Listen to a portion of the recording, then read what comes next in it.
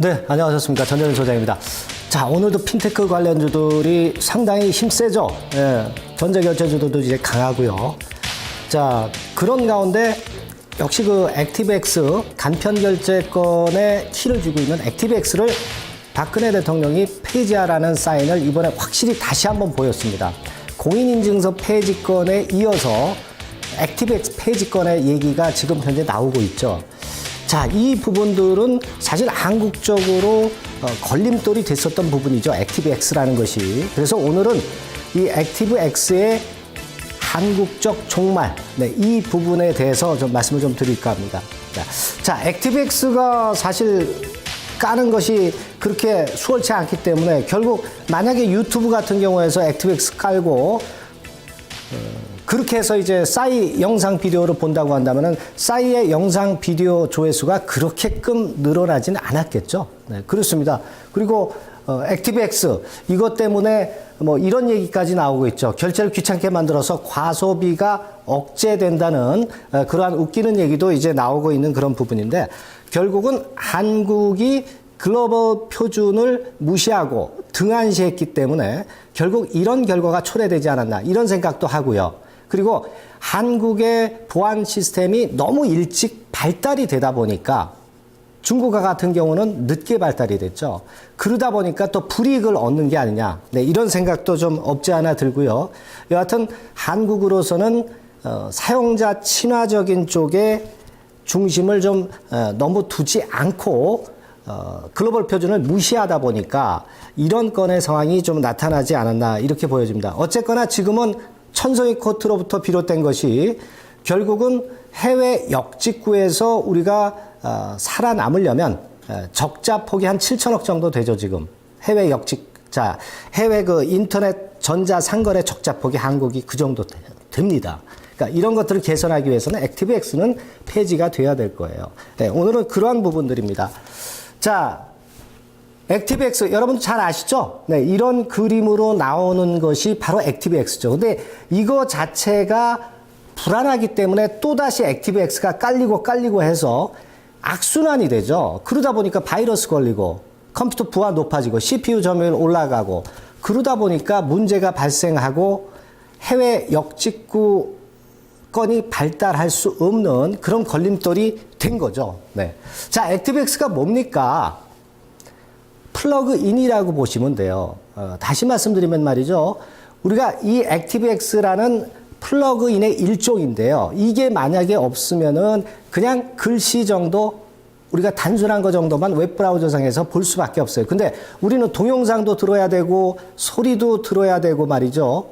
각종 그 게임도 해야 되고 그런 걸 할 때 필요할 수밖에 없는 게 바로 플러그인 액티브엑스입니다. 그러다 보니까 편법으로 이걸 이용을 해서 자꾸 활용을 하다 보니까 이 규모가 너무 커진 거고 여기서 바이러스가 발생되고 컴퓨터 부하도 높아지고 그러다 보니까 문제가 발생한 거다 이런 얘기죠. 호랭이를 키웠다 뭐 그런 얘기들을 합니다만은 결국 이제 그런 건이 돼버린 거예요. 오히려 지금은 장애물이 돼버린 겁니다. 자, 액티브엑스 그렇죠. 예전엔 공인인증서 폐지하라고 그랬지 않습니까? 그 얘기는 좀 쑥 들어가면서 액티브엑스 폐지가 나왔어요. 공인인증서는 이런 식으로 돼 있죠. 네, 여러분들 증권사 HTS 들어갈 때 이런 식으로 들어가지 않습니까? 그렇죠?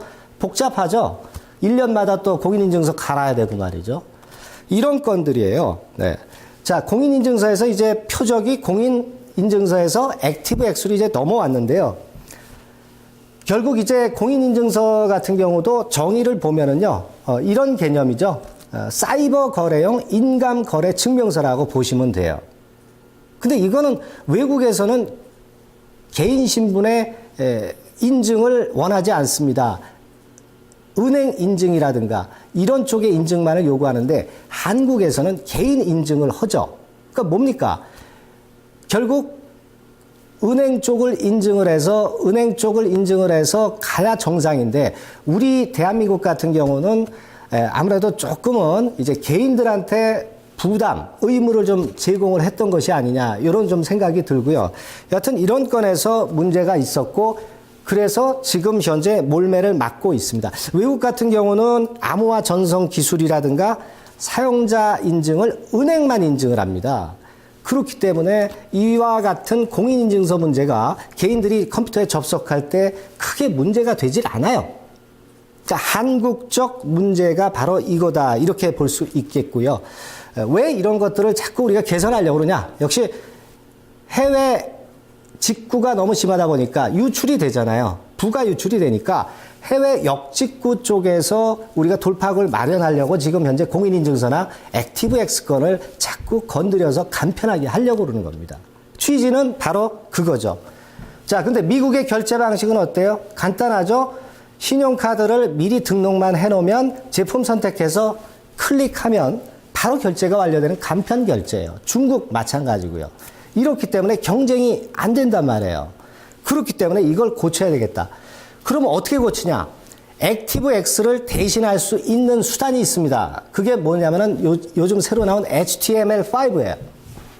이거는 이제 프로그래밍 언어라고 보시면 되는데, 액티브엑스가 있어야 동영상도 보고 소리도 듣고 한다고 말씀드렸잖아요. 액티브엑스가 없이 HTML5가 바로 그런 구실을 하는 프로그래밍 언어가 되고 있습니다.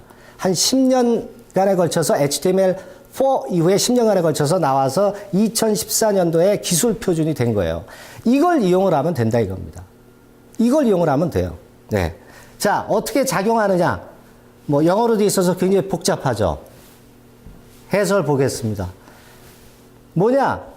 플러그인이 없이 HTML5가 작용을 해서 플러그인 대신에 구실을 해준다는 거예요. 액티브엑스 대신 구실을 해주는 게 이거다 이거예요. 그러면 여러분들 HTML5 수혜주도를 잘 골라보시면 되겠죠. 앞으로 그게 포인트입니다. 보안주뿐 아니라 HTML5 관련주들 여러분들이 잘 보셔야 돼요. 자, 이게 왜 좋으냐? 액티브엑스는 마이크로소프트 윈도우, MS 윈도우 쪽에만 작용이 되죠. 익스플로러만 작용이 돼요. 크롬에서는 안 되잖아요. 사파리에서 안 되지 않습니까? 파이어폭스, 오페라라는 브라우저에서 안 되거든요. 근데 HTML5는 전부 다 됩니다. 이걸 써야죠. 전부 이렇게 바뀌어야 된다는 얘기예요. 이게 바로 우리가 그 어려움을 헤쳐나갈 수 있는 키가 되는 것이 바로 HTML5입니다. 네, 이 부분입니다. 자, HTML5는 그러하기 때문에 대세다. 그래서 정부에서 액티브엑스 전략을 이번에 강구를 했어요, 여러분들. 근데 아직 문제점들은 많습니다. 지금 보시면은 좋습니다. 아까 말씀드린 웹브라우저들 여러 가지들에서 다 사용할 수가 있어요. 개선이 됐어요. 근데 아직까지도 사전 본인 인증 절차를 해야 하는 그런 번거로움이 좀 잔존합니다. 편리는 해줬지만 고쳐야 될 부분이 있어요. 반면에 외국 같은 경우 간편 결제는 뭐냐?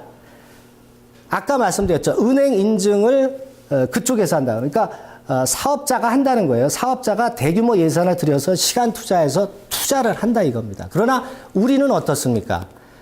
본인이 인증을 하게끔 자꾸 만들죠. 그래서 본인한테, 개인한테 의무를 좀 떠넘기는 그런 좀 어폐가 좀 아직까지는 개선이 안 되고 있습니다. 그리고 이번에 액티브엑스 대신에 EXE라는 것이 나왔는데 이건 이제 형태만 바뀐 게 아니냐 그런 좀 반론도 좀 있고요.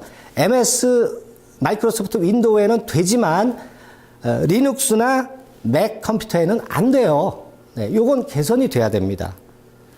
그러니까 보안하고 편의성하고는 반비례 관계가 있어서 참 까다롭습니다. 아직까지는 불완전하지만 정부에서도 이쪽을 보고 있다는 거, 이쪽으로 개선하려고 있다는 노력은 우리가 인정을 해줘야 되지만 고쳐야 될 점은 다소 있다는 거, 네, 그 부분을 좀 생각하셔야 되겠고요. 앞으로 경과 과정을 잘 지켜봐야 되겠고, 아까 말씀드렸지만 액티브엑스 건과 관련된 거, 뭐 전자인증 움직이죠. 한국전자인증. 그리고 HTML5 관련주들이 대단히 중요하다는 걸 알 수가 있습니다.